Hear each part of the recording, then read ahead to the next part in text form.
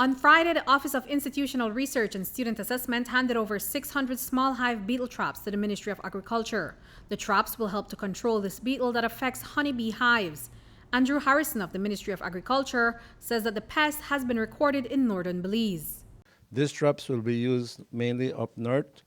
We did a survey last year and found out that the small hive beetle are present in the north, probably coming from our border country of Mexico.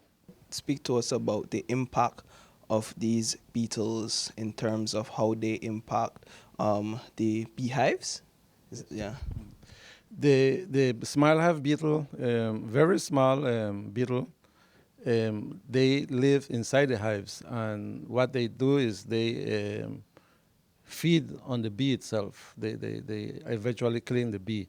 So if the bee dies, well, we don't have honey. So with these traps, we will try control the population of the bees, of the small hive beetle, so that on the long term we have a more fruitful honey industry. The small hive beetle is destructive and difficult to eradicate. If this invasive pest is not controlled, it can create problems for honeybee colonies and bad business for local honey production. This beetle is very difficult to eradicate, and therefore you have to implement various control measures, and one of the control measures is applying the trap.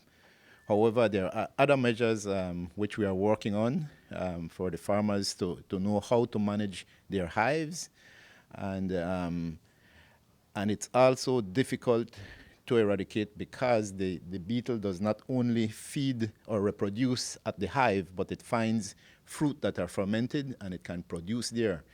So it's a very difficult beetle to eradicate, and we have to learn how to live with the beetle. Harrison says that Corozal recorded the highest infestation of the pest, followed by Orange Walk. There are no reported infestations in the rest of the country. So the Ministry of Agriculture will be working with bee farmers in the north to set up traps to try and control the pest. About 10 years ago, the honey industry was booming, but it came under attack from other pests, which cut the exports, impacted the honey production business. Today, Harrison says that this is the first time the traps are being used in country, so they hope that it will help this already fragile industry. Well, the traps are set inside the hives. They are set at the bottom of them, and it has a small opening where the small hive beetle walks in, and when it walks through that, it has that the chemical inside that has an impact on the beetle. The 600 traps cost close to $6,000. OIRSA says that the beetles have been recorded in Mexico, Belize, and El Salvador. Since it appeared in Central America, OIRSA has been assisting El Salvador, Nicaragua, Belize in the implementation for the control of this pest. And also we are a little proactive that we try to advise the ministries of the preventative measures and control.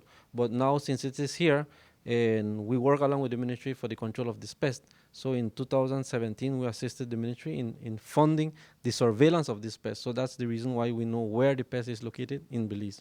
Harrison says that they expect to start setting traps within the next few weeks. The ministry will be monitoring them, and by the end of the year, they will know just how effective it has been to control the small hive beetle.